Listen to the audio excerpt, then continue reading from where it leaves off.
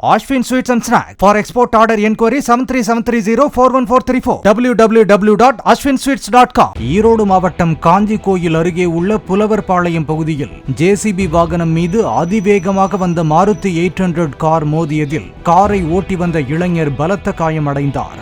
காரின் முன்பகுதி அப்பளம் போல் நொறுங்கியதில் வெளியே வர முடியாமல் சிக்கியிருந்த அவரை அக்கம் பக்கத்தினர் மீட்டு மருத்துவமனைக்கு அனுப்பி வைத்தனர்.